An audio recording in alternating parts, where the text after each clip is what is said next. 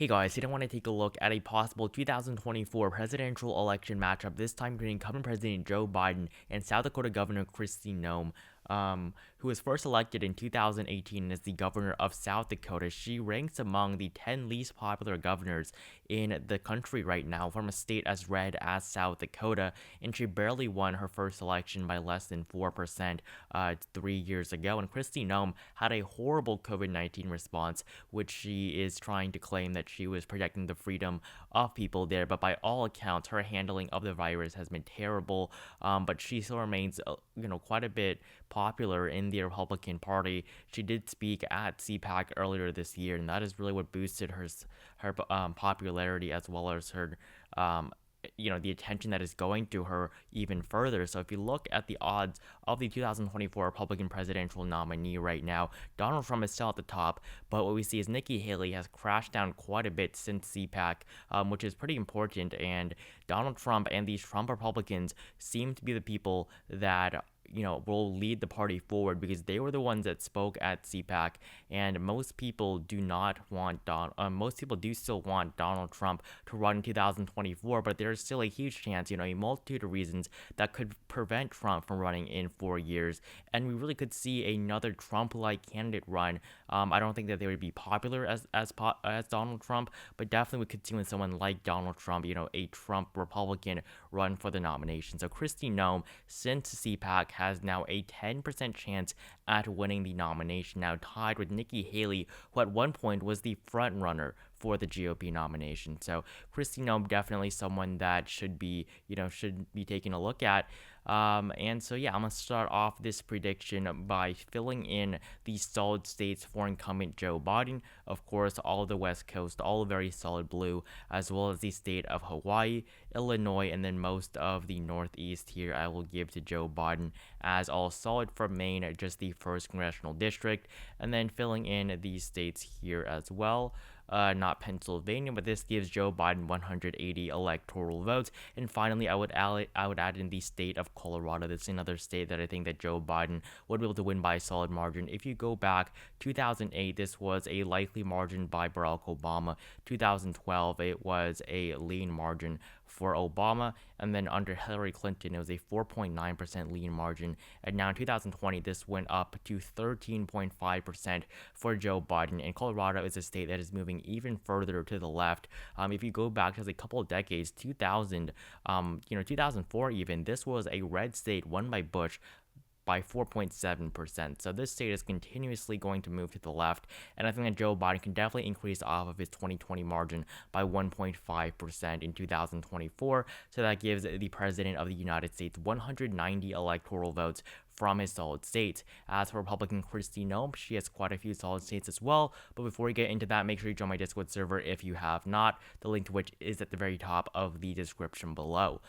So taking a look at the map here, definitely South Dakota is going to be solid for typical Republicans just in general, but I think that Kristi Noem will be able to do well in her home state. Of course, she barely won her first election by less than 4% in 2018, but regional politics and national politics are very different. That's why you have, certain senators from West Virginia and Ohio that are Democrats, but on the presidential level, you could not imagine Joe Biden winning these two states at this point. So Kristi Noem winning North Dakota as well, I'm going to give that to her, as well as most of these states here in the Midwest. Montana, sometimes I give it as likely for Republicans, because that is what it was almost in 2020. But I think that with the regional advantage that she has here, it's going to be a solid state for Kristi Noem.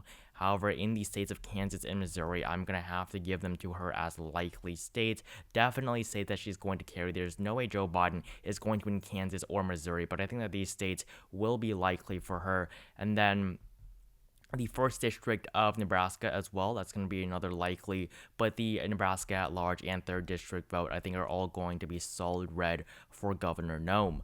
And then most of the South is also going to be pretty dark red at this point. Joe Biden might improve in some areas like Mississippi, Alabama, but really there's really no chance of him winning any of these states. Indiana, I'm going to give to Noem as likely.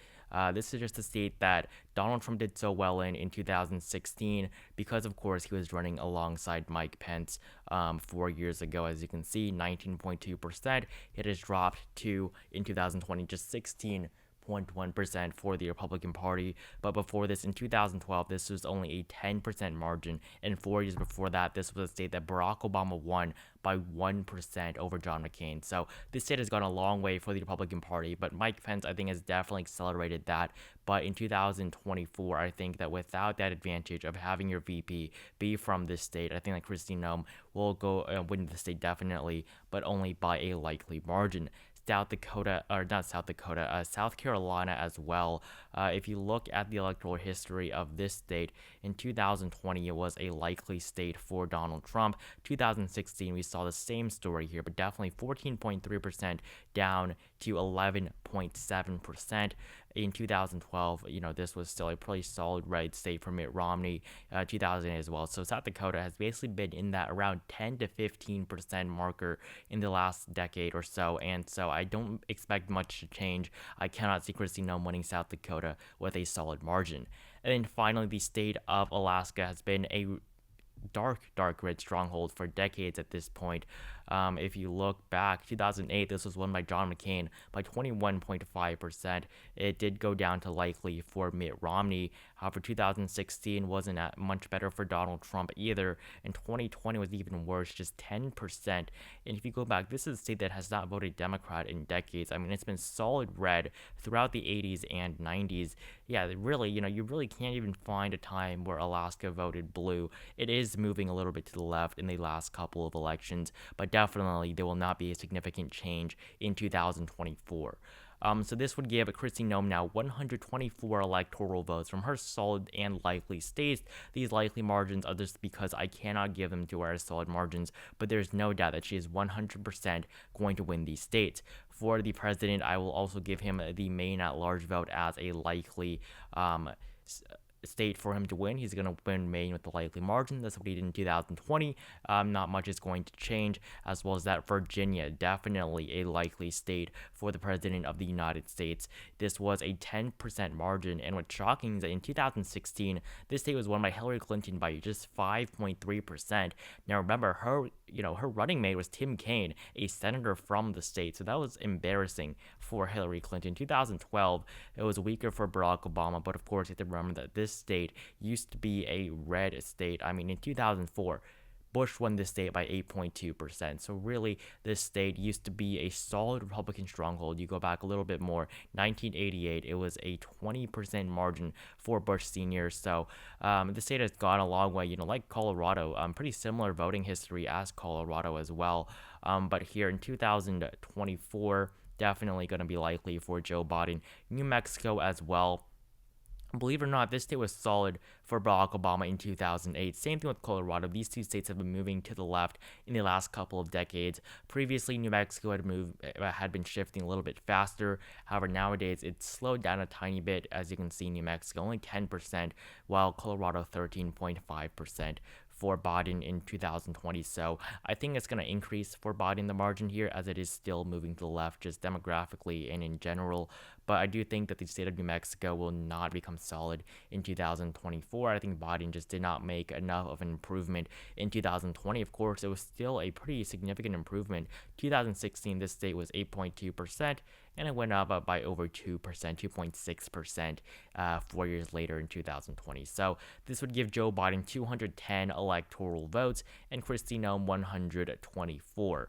And there are two states that I think really could be on the border. Those are the states of Minnesota and New Hampshire. Really, these two states could be likely or even lean in 2024. I'm going to put them as lean for right now, just because these states are barely solid for Joe Biden. Minnesota is 7.1%, New Hampshire 7.4%.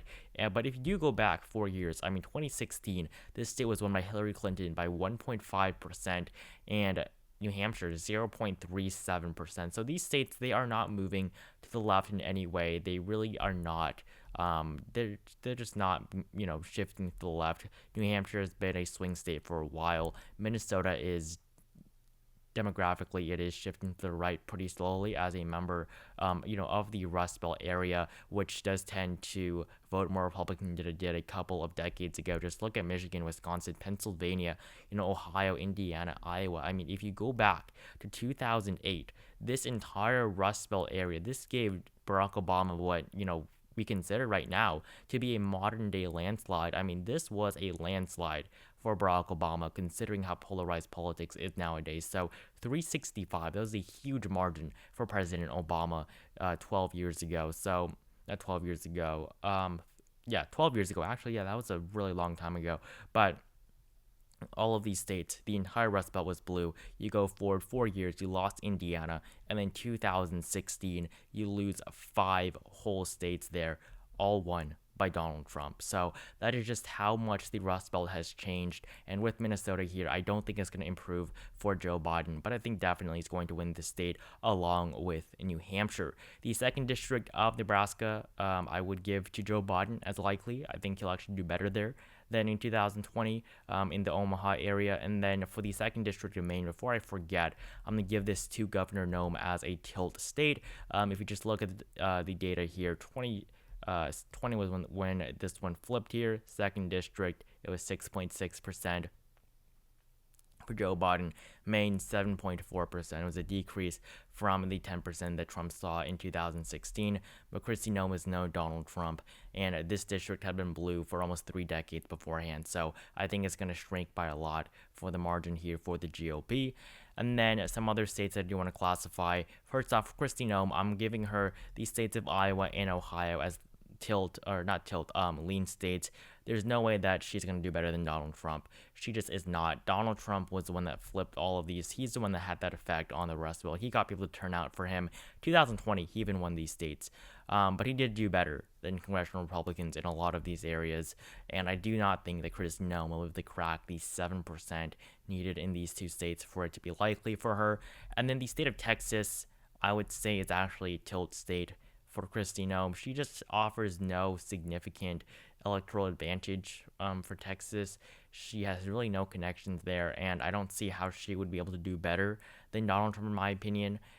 In a state that is moving to the left just demographically.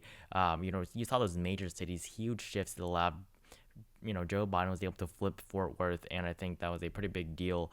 It was a pretty major flip, and it brought down Donald Trump's margins in 2020, as you can see, 5.6%, 2016, 9%, 2012, 15.8%. So I think we could definitely see a significant shift in Texas because there are more and more Democrats there now, and that will make Texas really competitive in 2024.